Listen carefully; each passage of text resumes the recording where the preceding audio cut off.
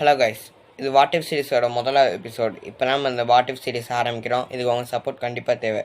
மறக்காமல் இந்த வீடியோக்கு லைக் போட்டுருங்க, கமெண்ட் பண்ணிடுங்க, ஷேர் பண்ணிடுங்க, மறக்காமல் சப்ஸ்கிரைப் பண்ணிடுங்க. நம்ம இப்போ 10,000 வருஷம் கழிச்சு தாண்டி போனோம்னா நம்மளுக்கு, அதாவது காலப்பயணம் செஞ்சு போனோம்னா எப்படி இருக்கும்? இந்த பூமி எரிமலையால் சூழ்ந்துருக்குமா, இல்லை அப்படியே பனியால் சூழ்ந்து போய் கிடக்குமா? அதே நம்ம இன்னும் கொஞ்சம் ட்ராவல் பண்ணி போனோம்னா, அதாவது ஒரு 10 லட்சம் வருஷம் கழிச்சு நம்ம போனோம்னா இந்த பூமி எப்படி இருக்கும்? எல்லாம் கடல்லாம் நீராவிய மாதிரி கடலே இல்லாத மாதிரி இருக்குமா, இல்லை இந்த பூமியோ ஒரு பெரிய தண்ணீர் பந்து மாதிரியா இருக்குமா? நான் இப்போ ஆனால் உங்களை கூட்டிகிட்டு போகிறது இன்னும் கொஞ்சம் தள்ளி, அதாவது 100 கோடி வருஷத்துக்கு நான் இந்த வீடியோவில் உங்களை கூட்டிகிட்டு போகிறேன். அப்போ அங்கே நீங்கள் போகிறப்ப மக்கள் யாராச்சும் உங்களுக்காக எதிர்பார்த்து காத்துட்டு இருப்பாங்களா, இல்லை எல்லாருமே வேறு வேறு கிரகங்கள் வேறு வேறு மண்டலங்களில் போய் வாழ்ந்துட்டு இருப்பாங்களா? இப்போ இந்த வீடியோட கடைசி என்ன நடக்குங்கிற கீழே கமெண்ட்டில் சொல்ல முடிஞ்சா. ஆனால் நம்ம இந்த 100 கோடி வருஷங்கள் கழிச்சு நம்ம அங்கே போகிறப்ப அங்கே ஹியூமன்ஸ், அதாவது மனிதர்கள் நம்மளை வாழ்த்துறதுக்கும் இல்லை வரவேற்கிறதுக்கும் இருப்பாங்களான்னு கேட்டால் அது ரொம்ப கஷ்டம்தான் சொல்லியானு.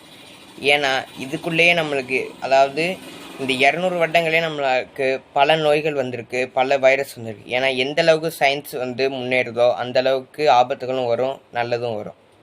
அப்படி வரப்போ நம்ம இருக்கிறதுங்கிறத பெரியது தான். அதுக்குள்ளே இந்த ஐசேஜ், அதாவது இந்த பனிகள்லாம் ஒரு குறிப்பிட்ட வருஷங்களுக்கு ஒரு முறை இந்த பூமியே மூடும். அந்த இதுவும் மனிதர்களுக்கு ஆபத்தாக இருக்கலாம். இல்லைன்னா சூரியனை இன்னும் சுட்டு அரிச்சு மக்களையும் கொள்ளலாம். இல்லை இந்த ஓசோன் லேயரில் இருக்கிற ஓசோனில் இது போய் யூவி லைட்ஸ் அது நம்மளை தாக்கி நம்மளை அதுவும் கொள்ளலாம். இல்லைன்னா இந்த கிளைமேட் சேஞ்ச், எவாப்ரேஷன், இல்லைன்னா இந்த நியூக்ளியர் வார், அதாவது இந்த போர்க்களம் நடக்கிறப்ப போடுவாங்கள்ல நியூக்ளியர் பாம், அந்த மாதிரி போட்டு நம்மளுக்கு ஏதாச்சும் ஆகலாம். இந்த மாதிரி நம்மளுக்கு அங்கே 100 கோடி வருஷங்கள் கழித்து போகிறப்ப அங்கே மனிதர்கள் அதாவது மனிதர்கள் இருப்பாங்கிறதே ஒரு ஆச்சரியம்தான். இருந்தாங்கன்னா நம்மளை வாழ்த்துறதுங்கிறது ஒரு பெரிய ஆச்சரியமாக தான் இருக்கும். அதுக்கு வாய்ப்பே இல்லைன்னு கூட நம்ம இப்போ சொல்லலாம். ஏன்னா இப்போ இப்படி சும்மா சொல்லிட்டுருக்கோம், வாங்க நம்ம அங்கே போய் பார்த்து என்னன்னு தெரிஞ்சுக்குவோம். இப்போ திடீர்னு ஒரு 2 சயின்டிஸ்ட் உங்கள் வீட்டுக்குள்ளே வராங்க, உங்களையும் உங்கள் நண்பரையும் கூட கூட்டிகிட்டு போகிறாங்க. கூட்டிகிட்டு போய் அங்கே ஒரு சொல்கிறாங்க என்னென்னா, ஹைபர்னேஷன் சேம்பரில் உங்களை வைக்க போகிறேன். அப்படின்னா ஒன்றுமே கிடையாது. அதில் நீங்கள் இருக்கிற வரைக்கும் நீங்கள் தூங்கிட்டே தான் இருப்பீங்க, உங்களுக்கு வயசும் ஆகாது, எதுவுமே ஆகாது, ஆனால் தூங்கிட்டே தான் இருப்பீங்க. நான் ஏற்கனவே டைம் ட்ராவல் வீடியோ எடுத்திருக்கேன், அதோட லிங்கை கீழே டிஸ்கிரிப்ஷனில் தரேன், போய் பாருங்கள். அந்த மாதிரி அந்த கான்செப்டை மெயினாக வச்சு அவங்க ஒரு மிஷினை கண்டுபிடிக்கிறாங்க. ஆனால் அதில் ஒரு ட்ராபேக் என்னென்னா, அந்த மிஷின் அவ்வளோ ஸ்பீடாக சுற்றுறதுனால அது கொஞ்சம் நேரத்தில் ஹீட் ஆகி வெடிக்கணுங்கிறதுனால கொஞ்சம் நிப்பாட்டிடுவாங்க. அதாவது அந்த ப்ரோக்ராமிங்லேயே அப்படி இருக்குது, எப்போ அந்த மிஷின் ரொம்ப சூடாதோ அப்போ அதுவே நின்றுங்கிற மாதிரி. ஆனால் அது உங்களுக்கு பிரச்சனை இல்லை, ஏன்னா நீங்கள் தூங்கிட்டு இருக்கிறனால அது ஓடிட்டு இருக்கா இல்லை நின்றுக்கான்னு கூட தெரியாது. அப்படின்னு சொல்லி தான் உங்களை அனுப்புகிறாங்க. சரின்னு சொல்லி, ஆனால் போயிட்டு தான் உங்களுக்கு நிறையா காசு தரேன்னு சொன்னோன்னு சரின்னு சொல்லி நீங்களும் போகிறீங்க. ஆனால் போகிறப்ப திடீர்னு அவ்வளோ தூரம் சுற்றி நிற்கிறப்ப உங்களுக்கு போயிட்டு இருக்கிறப்பயே அந்த உங்களோட சேம்பரில் இருக்கிற வயர் மட்டும் கட் ஆகிடுது. ஏன்னா அந்த ஸ்பீடால் கட் ஆகிறதுனால என்ன ஆகுதுன்னா நீங்கள் தூக்கத்துலேருந்து எழுந்திருக்கீங்க. இப்போ அந்த மிஷின் 10,000 வருஷங்களில் போய் நிற்கிது. அப்போ இந்த பூமி எப்படி இருக்கும்னு நீங்கள் நினைக்கிறீங்க? எத்தனை பேத்துக்கு இந்த Y2Kங்கிறது தெரியும்? தெரியாதவங்களுக்கு நான் வீடியோவை போடுறேன், அப்போ அதோட லிங்க்கை அது போட்டதுக்கப்புறம் அந்த லிங்க் அந்த டிஸ்கிரிப்ஷனில் நான் ஆட் பண்ணுறேன். கம்ப்யூட்டர் 4 டெசிமலுக்கு மேலே நம்பர் இருந்துச்சுன்னா, அதாவது டேட்டில் 4 டெசிமலுக்கு மேலே நம்பர் இருந்துச்சுன்னா அதால் அது என்கோட் பண்ண முடியாது. இதனால டெக்காமில்லியம் பக்குன்னு ஒன்று வரும். இது இந்த Y2K மாதிரியே தான் இருக்கும். ஆனால் இப்போ நம்ம பதட்டப்பட்ட மாதிரி அப்போ நம்ம பதட்டப்பட மாட்டோம். அது போக இன்னொன்று என்னென்னா, அந்த கலர், அதாவது நம்ம தோல், முடி, கண், இதனால நம்ம பிரிஞ்சுக்கிற, அதாவது ஒவ்வொரு நாட்டுக்கும் வெவ்வேறு மாதிரி இருக்கோம்ல. ஆனால் அது அப்போ இருக்காது. ஏன்னா எல்லாருமே கிட்டத்தட்ட என்ன எல்லாருமே சமமாயிடுவோம். ஏதோ லேசாக அந்த முகஜாடைகள் மட்டும்தான் வேறையாக இருக்குமே தவிர நீங்கள் எந்த நாட்டு ஆட்கள்னு அப்போ உங்களால் யாருமே சொல்ல முடியாது. ஏன்னா எல்லாருமே பார்க்க ஒரே கலர், ஒரே முடி, ஒரே கண்ணோட தான் இருப்போம். அப்போ நம்ம கடைசியாக ஒன்று சேர்ந்துருவோம். அப்போ தான் நம்ம கடைசியாக ஒன்று சேருவோம் போல். அதோடு இப்போ நீங்கள் மறுபடியும் இந்த மிஷின் ஸ்டார்ட் ஆகுது. இப்போ நீங்கள் 20,000 வருஷம் காலப்பயணம் போய் நிற்கிறீங்க. அப்போ அந்த பூமி எப்படி இருக்கும்னு நீங்கள் யோசிக்கிறதுக்குள்ளேயே திடீர்னு அந்த கதவு திறக்குது. வெளில போய் பார்த்தீங்கன்னா அந்த மிஷினில் என்ன வந்திருக்குன்னா, ரொம்ப சூடாக இருக்கும், ஒரு 1/2 மணி நேரம் இருக்கும் அப்படின்னு. சரின்னு சொல்லி நீங்களும் போய் வெளில போய் பார்க்குறீங்க. அப்போ நீங்கள் பேசுகிறப்ப உங்களுக்கு ரொம்ப தண்ணி தான் எடுக்குதுன்னு சொல்லி தண்ணி கேட்குறப்பன்னு சொல்லி தண்ணின்னு கேட்குறீங்க. ஆனால் அங்கே உங்களுக்கு யாருமே நீங்கள் சொல்கிற என்னன்னு கூட புரியல. ஏன்னா 20,000 வருஷத்தில் நம்ம பேசுகிற மொழி அங்கே ஒன்றுமே இருக்காது. அது வெறும் ஒரே 1%, அதாவது நம்ம இப்போ பேசுகிறதுல ஒரே 1% மெயினாக வச்சு தான் வரும். ஆனால் இப்போ நீங்கள் போய் அங்கே தண்ணின்னு கேட்டிங்கன்னா உங்களுக்கு அப்படின்னா என்னன்னு கூட தெரியாது. அதுக்கு அவங்க வேறு பேர் வச்சுக்கலாம். இப்போயே நம்ம தமிழ், இங்கிலீஷ் அது இதுன்னு நம்ம நிறைய மொழியை கலந்துடுறோம். அப்போ அந்த மாதிரி இருக்கிறப்ப வாய்ப்பு ரொம்ப கம்மி தான். அதையும் கஷ்டப்பட்டு நீங்கள் செய்ய முடியல அது இல்லைன்னு சொல்லி கண்டுபிடிச்சி குடிச்சு நீங்கள் வந்துட்டீங்க. இப்போ அந்த மிஷின் மறுபடியும் ஸ்டார்ட் ஆகுது. இப்போ நீங்கள் 50,000 வருஷம் காலப்பயணம் செய்கிறீங்க. அப்போ போகிறப்ப அந்த பூமியே உங்களுக்கு புது பூமியாக தான் இருக்கும். ஏன்னா ஐஸ் ஏஜ் ஃபார்ம் ஆகும். ஐஸ் ஏஜ்னால் ஒன்றுமே இல்லை, ஒவ்வொரு குறிப்பிட்ட ஆண்டுகள் சாதாரண ஐஸ்ல ரொம்ப பலமான ஐஸ், ரொம்ப கட்டியான ஐஸ் இந்த உலகம் ஃபுல்லா பரவி இருக்கும். இது பல வருஷத்துக்கு ஒரு முறை எப்பவுமே வராது ஐஸும்பாங்க. அது இந்த பூமியை ஃபுல்லாக சூழ்ந்து வரும். அது எப்போவுமே ஒரு குறிப்பிட்ட வருஷத்துக்கு ஒரு முறை வந்துக்கிட்டே தான் இருக்கும். இப்போ அது வர ஆரம்பிச்சிச்சு. அதனால இந்த பூமியே உங்களுக்கு வந்து ஒரு புது பூமியாக தான் இருக்கும்.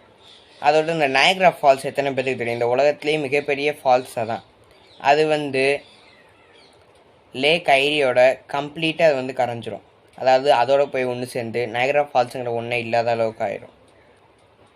அதோட இன்னொரு நல்ல விஷயம் என்னென்னா, அவங்களுக்கு நம்மளோட டைம் ரொம்ப அதிகமாக இருக்கும். எவ்வளோனா 1 செகண்ட் அவங்களுக்கு அதிகமாக இருக்கும். எதிர்காலத்தில் இருக்கிறவங்களுக்கு ரொம்ப நேரம் கிடைக்கிதுல்ல. இப்போ நீங்கள் 2,50,000 வருஷம் கழிச்சு தாண்டி போகிறீங்க. எத்தனை பேருக்கு ஹவாய்ங்கிறது தெரியுங்கிறத கீழே கமெண்ட்டில் சொல்லுங்கள். ஹவாய்ங்கிற ஒன்றுமே இல்லை, எரிமலையாலேயே, அதாவது கடலுக்கு அடியில் இருக்கிற எரிமலை பொங்கி வந்து ஒரு புது நிலப்பரப்பே ஆரம்பிக்கும். அந்த மாதிரி ஐலாண்டாலேயே ஆனது தான் ஹவாய். இப்போ லொஹாயோங்கிற ஒரு எரிமலை அங்கே ஒரு புது இதாக மாறி இருக்கும். அதாவது ஒரு புது இது ஐலாண்டாக மாறி அது ஒரு புது இடமாவே மாறி இருக்கும். அது பார்க்கவும் அழகாக இருக்கும். அங்கே போய் நீங்களே ஒரு 2 நாள் இருந்துட்டு வரீங்க. இப்போ வந்து பார்க்குறப்ப நீங்கள் எந்த அளவுக்கு காலப்பயணம் செய்ய போகிறீங்கிறது மேலே டிஸ்பிளேல காட்டுது. இப்போ நீங்கள் 5 லட்சம் வருஷம் காலப்பயணம் செய்ய போகிறீங்க. அப்போ எப்படி இருக்குன்னா உங்களுக்கு வந்து ஒரு புது ஆச்சரியமாகவே இருக்கும். ஏன்னா 1 கிலோமீட்டர் அளவுக்கு பெரிய ஒரு அதாவது ஒரு விண்கல் வரப்போகுது. அதை விட அதாவது 1 கிலோமீட்டர் சுற்றளவுக்கு மேலே இருக்கிற ஒரு விண்கல் நம்ம பூமி வந்து மோத போகுது. 5 லட்சம் வருஷத்தில் அந்த மக்களோட டெக்னாலஜி எல்லாம் வளர்ந்து அதை அழிச்சிருக்க முடியும். சப்போஸ் முடியலைன்னா அது பூமியில் வந்து இடிச்சிச்சுன்னா அதோட கிரேட்டர், அதாவது எப்போவுமே ஒரு எரிக்கல் வந்து மோதுறப்ப சுற்றி கொஞ்சம் இடத்துக்கு பள்ளமாகும். அந்த மாதிரி பள்ளமாகிற இடம் பேர் தான் கிரேட்டர்ன்பாங்க. அந்த கிரேட்டரோட அளவு 400 கிலோமீட்டருக்கும் மேலே இருக்குங்கிறாங்க. இந்த மாதிரி அது கிரேட்டர் உருவாகிறனால, அதாவது அந்த மோதுறனால இந்த உலகம் ஃபுல்லாகவே நெருப்பால் ஆன மாதிரி இருக்கும். அதோட இந்த அளவு ஒரு பெரிய டிசாஸ்டர் ஆனனால இந்த காற்றுல எல்லாமே தூசி அதிகமாகி நம்மளால் மூச்சே விட முடியாத அளவுக்கு போகும். இப்போ நம்ம கடைசியாக 1 மில்லியன் வருஷத்துக்கு போயிட்டோம். அதாவது 10 லட்சம் வருஷத்தை நம்ம காலப்பயணம் செஞ்சுட்டோம். இப்போ அங்கே எப்படி இருக்குன்னா புது சூப்பர் வால்கானிக் எரப்ஷன், அதாவது சாதாரண எரப்ஷன், அதாவது வால்கானிக் எரப்ஷன்னா இந்த எரிமலை வெடிக்கிறது இல்லை பொங்குறதும்பாங்கள்ல, அது சாதாரணத்தோட ரொம்ப அதிகமாக இருந்துச்சுன்னா சூப்பர் வால்கானிக் எரப்ஷன்பாங்க. அந்தளவு ஒரு பெரிய இது நடக்கும். அது எப்படி இருக்குன்னா 70,000 வருஷங்களுக்கு முன்னாடி டோபா எரப்ஷன் ஒன்று வந்துச்சு. அது உலகத்தில் இருக்கிற 70% மனித நேயத்தை அழிஞ்சிருச்சு. இன்னும் கொஞ்சம் விட்டு இருந்தால் மனித நேயங்கிற அதாவது மனுஷனுங்கிற ஒருத்தனை இல்லாமல் போயிருப்பான். அது மாதிரி இதுதான். அந்தளவுக்கு ஒரு பெரிய ஒரு சூப்பர் வால்கானிக் எரப்ஷன் நடக்கும். அது கிராண்ட் கேனியன் எத்தனை பேருக்கு தெரியும்? அது 75% நடப்பிடும். அந்தளவுக்கு அதுலேருந்து வர லாவா, அதாவது எரிக்குழம்பு, அது அவ்வளோ வரும். அதோட இன்னொரு இன்ட்ரெஸ்டிங்கானது என்னென்னா, நம்மளுக்கு பக்கத்தில் இருக்கிற பீட்டில் கேஸுங்கிற ஒரு ஸ்டார் வெடித்து ஒரு சூப்பர் நோவாவாக அது வெடிச்சிருக்கும். அது நம்ம பூமியில் பகல்லேருந்து கூட பார்க்க முடியும். அந்தளவு பிரைட்டாக தான், பார்க்குறக்கும் அழகாக இருக்கும். அதை பார்க்குறப்ப உங்களுக்கே ரொம்ப பூரிச்சு போகும். அதோட வீடியோஸ் நிறையா, அதாவது அனிமேஷன் பண்ண மாதிரி வீடியோ நிறையா இருக்குது, போய் பாருங்கள். இப்போ 20 லட்சம் வருஷங்கள் ஆகுது. இப்போ மனிதர்கள் இந்த சோலார் சிஸ்டம், அதாவது நம்ம சூரிய குடும்பத்தில் இருக்கிற எல்லா கிரகத்துலையுமே போய் வாழ ஆரம்பித்தோன்னே எல்லாருக்குமே, அதாவது அந்த நாட்டுக்கு அந்த பூமிக்கு என்ன பாப்புலேஷனோ அதுதான் மெயினாக இருக்கும். அப்போ நம்மளுக்கு ஏலியனாக தெரியும். ஏன்னா அந்தளவுக்கு அந்த சுற்றுச்சூழலுக்கு ஏற்ற மாதிரி நம்ம எவால்வ் ஆகிடுவோம். அப்படி எவால்வ் ஆகிறப்ப ஒவ்வொரு சுற்றுச்சூழலும் ஒவ்வொரு மாதிரிங்கிறனால நம்ம எல்லாருமே பார்க்க வித்தியாசமாக இருப்போம். ஆகையால் நம்மளே வெவ்வேறு ஏலியன்ஸாக மாறிடுவோம். இப்போ நம்ம வந்து மார்ஸில் இருக்கோம், இன்னொருத்தவங்க வந்து ஜூபிட்டரில் இருக்காங்கன்னா நம்ம வந்து அவங்களுக்கு ஏலியன், அவங்க வந்து நம்மளுக்கு ஏலியன். கேட்கவே காமெடியாக இருக்குல்ல, நம்மளே ஏலியனுங்கிறது. அதோட மனுஷன் வேறு கேலக்சிக்கெலாம் போய் வர்ற அளவுக்கு அவனுக்கு வந்து திறமை இருக்கும். அதாவது இப்போ நம்ம மார்ஸுக்கு போகலாங்கிற மாதிரி, அந்த மாதிரி தான் அவனுக்கு வேறு கேலக்ஸி, அதாவது வேறு ஒரு மண்டலத்துக்கு போயிட்டு வர அளவுக்கு அவனுக்கு சக்தி அப்போ இருக்கும். இப்போ நீங்கள் 1 கோடி வருஷம் காலப்பயணம் செய்கிறீங்க. இப்போ என்ன ஆகுதுன்னா, ஈஸ்டர்ன் யூரோப், அதாவது ஈஸ்டர்ன் ஆப்ரிக்கா இருக்குல்ல, கிழக்கு பக்கத்தில் ஒரு பெரிய இடம் வந்து உடஞ்சி அது அப்படியே ஒரு புது கண்டமாகவே மாறிடும். இப்போ 5 கோடி வருஷம் காலப்பயணம் செய்வீங்க. அப்போ இந்த ஆப்ரிக்கா வந்து யுரேஷியாவோட ஒன்று சேர்ந்து மெடிட்டேரியங்கிற சீங்கிற ஒன்று இல்லாத அளவுக்கு அது பண்ணி இதாகும். இதனால் இந்த மோதிரால் எத்தனை பேருக்கு மவுண்ட் எவரெஸ்ட் தெரியும்? மவுண்ட் எவரெஸ்ட் தான் உலகத்திலேயே ரொம்ப உயரமான மவுண்டெயின். அதை விட இது வந்து பெருசாக இருக்குங்கிறாங்க. இந்த வெடிப்பாப்பு எந்த அளவுக்கு இருக்கும், எந்த அளவுக்கு ஃபோர்ஸ் வந்து மோதுங்கிற நீங்களே யோசிச்சு பாருங்கள். இப்போ ரொம்ப நேரமாக நம்ம பூமியிலே வந்துட்டோம், கொஞ்சம் விண்வெளிலே என்ன இருக்குதுன்னா, இப்போ பார்த்தோம்னா மார்ஸில் அதோட மூன், அதாவது அதோட நிலா வந்து அந்த மார்ஸ்லேயே மோதி அதுக்கு வந்து ரிங் வந்திருக்கும். அதாவது இந்த எத்தனை பேருக்கு சேட்டன், அதாவது செவ்வாய்ன்னு நினைக்கிறேன், அதில் வந்து இந்த ஒரு வளையம் மாதிரி இருக்கும் பார்த்தீங்களா, அதே மாதிரி மார்ஸுக்கும் ஒரு வளையம் வந்துடும். அதோட மூணே வந்து வளையமாக மாறிடும். அது பார்க்கவும் அழகாக இருக்குங்கிறாங்க. இப்போ 6 கோடி வருஷங்கள் ஆகுது. கெனடியன்னு இருக்கிற மவுண்டெயினும் அமெரிக்கா இருக்கிற மவுண்டெயினும் மொத்தமாக அழிஞ்சிருக்கு.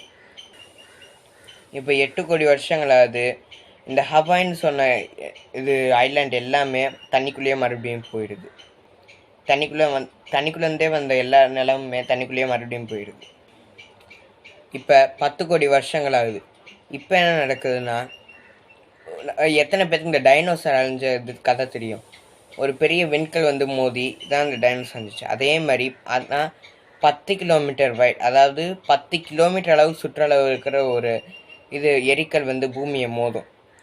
அதனால் நம்ம பூமியே அழிஞ்சு போகிறதுக்கு கூட வாய்ப்பு இருக்குது.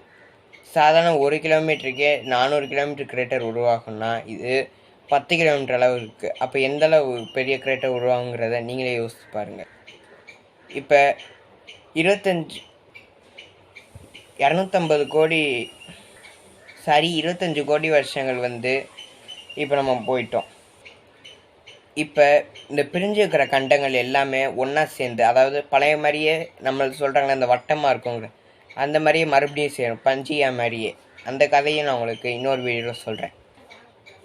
அடுத்து இப்போ 400, அதாவது 40 கோடி வருஷங்களுக்கும் 50 கோடி வருஷத்துக்கும் நடுவில் நீங்கள் போகிறப்ப தான் தெரியுது இவ்வளோ நாள் சேர்ந்த எல்லா நிலமுமே மறுபடியும் பிரியுது. பிரிக்கவும் செய்யுது, சேரவும் செய்யாது, அது பிரிஞ்சே இருந்திருக்கலாம். இப்போ 50 கோடியிலேருந்து 60 கோடி வருடங்களுக்கு நடுவில் நீங்கள் மாட்டிருக்கீங்க. அப்போ என்ன நடக்குதுன்னு பார்த்தீங்கன்னா, கிட்டத்தட்ட பூமியிலேருந்து 6500 லைட் இயர்ஸ்னால் ஒன்றுமே கிடையாது. ஒரு லைட் ஒரு வருஷத்தில் எவ்வளோ கிலோமீட்டர் ட்ராவல் ஆகுமோ அதான் லைட் இயர்பாங்க. அது மாதிரி 6500 லைட் இயர்ஸ் தள்ளி இருக்கிற ஒரு இது வந்து வெடிச்சு, அதாவது அதுலேருந்து ஒரு கேமா ரே பேர்ஸ்ட்னு ஒன்று வரும். அந்த பேர்ஸ்ட் வந்து பூமியை தாக்குங்கிறது, அதாவது ரொம்ப இதாக தான் இருக்கும். ஆனால் சப்போஸ் தாக்குச்சுன்னா நம்மள்ட்ட இருக்கிற ஓசோன் லேயர்லாம் அழிஞ்சு ஒரு பெரிய மாஸ் எக்ஸ்டென்ஷனே உண்டாகும், அதாவது ஒரு பெரிய அழிவாகவே இருக்கும். இதுலேயும் தப்பிச்சு நம்ம பூமி இருந்துச்சுன்னா, இப்போ 60 கோடி வருஷம் நம்ம பயணம் செஞ்சோம். அப்போ என்ன ஆகுதுன்னா, நம்மள்ட்ட இருக்கிற நிலா வந்து நம்ம பூமியோட ரொம்ப தள்ளி போச்சு. ஏன் திடீர்னு தள்ளி போச்சுன்னு கேட்குறாங்க. எப்போவுமே நம்ம ஒவ்வொரு வருஷமே நம்ம நிலா வந்து 4 சென்டிமீட்டர் வந்து தள்ளி போயிட்டுருக்கோம். இப்போ 60 கோடி வருஷங்கிறதுனால ரொம்ப தள்ளி போய் இதுக்கப்புறம் நம்ம இது சோலார் எக்லிப்ஸ், அதாவது இந்த சூரிய கிரகணம் சந்திர கிரகணத்தை நம்ம இனிமேல் பார்க்கவே முடியாத அளவுக்கு அது தள்ளி போயிருக்கோம். இப்போ சன்னில் இருக்கிற லூமினாசிட்டி அதிகமாகி நம்ம பூமி வந்து வெளிச்சமாகவும் அதே சமயத்தில் ரொம்ப சூடாகவும் ஆகிக்கிறோம். இதனால் இந்த நம்ம பூமியில் இருக்கிற டென்டானிக் பிளேட்ஸ் எல்லாமே ஹால்ட் ஆகி நகர முடியாத அளவு ஆயிரும். இப்போ 80 கோடி வருஷம் கழிச்சு நீங்கள் போகிறீங்க. அப்போ என்ன ஆகுதுன்னா, இந்த கார்பன் டை ஆக்சைடு எல்லாமே திடீர்னு ட்ராப் ஆகிடுது. ட்ராப் ஆகிறதுனால ஃபோட்டோசிந்தசிஸ், அதாவது இந்த சூரிய வெளிச்சத்தால் இந்த பிளான்ட் எல்லாமே அதுக்கு சாப்பாடு உற்பத்தி பண்ணோம்ல, அது அப்படியே நின்றோம். இதனால் ஆக்சிஜனும் காணாமல் போயிடும். ஆக்சிஜனால் உருவான ஓசோன் லேயரும் காணாமல் போயிடும். அது போக நம்ம பூமியில் வந்த எல்லா உயிரினமுமே அழிஞ்சிரும். அதுவும் போக மிச்சம் மீதி இருக்கிறது அதிசயம்தான். இப்போ நம்ம கடைசியாக 100 கோடி வருஷங்கள் காலப்பயணம் செஞ்சு போயிட்டோம். அப்போ போய் பார்க்குறப்ப தான் நம்மளுக்கு தெரியுது, அந்த 100 கோடி வருஷங்கள் அப்புறம் போகிறப்ப நம்ம எந்தளவு எதிர்பார்த்தோம்னா ஒரு பெரிய பெரிய கட்டிடங்களாக இருக்கும், பெரிய பெரிய அழகாக இருக்கும்னு நினச்சதுலாம் அங்கே இல்லவே இல்லைங்கிறது. ஏன்னா அதான் நிதர்சனமான உண்மை. அது எப்படி இருக்குன்னா, நம்ம சன்னோட லூமினாசிட்டி 10% அதிகமானனால நம்மளோட பூமியோட சாதாரண டெம்பரேச்சரே 47 டிகிரி செல்சியஸ் ஆகிடும். அது நம்ம இப்போ இருக்கிறத விட ரொம்ப அதிகம். இந்தளவு ஹீட் இருக்கிறனால இந்த கடல் அங்கே எல்லாமே அப்படி நீராவியாக மாறி அங்கே கடலுங்கிற ஒன்று இல்லாமல் போயிருக்கும். லேசாக சின்னோண்டு ஒரு கொட்டை மாதிரி தான் ஒரே 2 இடத்துல தண்ணி இருக்கும். என்னென்னா இந்த நார்த்து போல் சவுத் போல். இந்த இடத்துல சூரிய ஒளி அவ்வளோ படாதனால அந்த இடத்த மட்டும் சின்னோண்டு தண்ணி மட்டும் கிடைக்கும். அதை வச்சு தான் அங்கே மிஞ்சி ஏதாச்சும் உயிரினங்கள் வாழ்ந்துச்சுன்னா அதை வச்சு தான் இருக்க முடியும். அப்போ நம்மளுக்கு அந்த பூமியை பார்க்குறப்ப நம்மளோட பூமி மாதிரியே தெரியாது, அது ஏதோ பாலடைஞ்ச பூமி மாதிரி தான் நம்மளுக்கு தெரியும். இப்போ நீங்கள் 100 கோடி வருஷங்களுக்கு அப்புறம் காலேஜ் பயணம் செஞ்சு வந்தனால உங்களோட 2வது ஃப்ரெண்டும் எந்திரிச்சிடுறாரு. எந்திரிச்சப்போ தான் அவங்கள்ட்ட கேட்குறாரு என்ன நடந்துச்சுன்னு.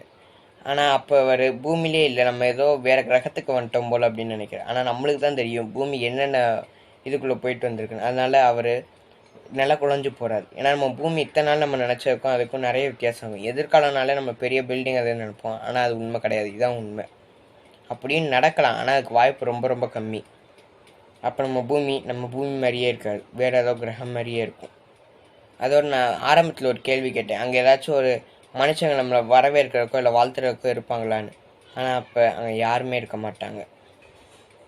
அப்போ அங்கே யார் தான் இருப்பாங்க பார்த்தீங்கன்னா, நம்ம ஹியூமன்ஸ், அதாவது நம்ம மனிதர்களே அங்கே இருக்க மாட்டாங்க.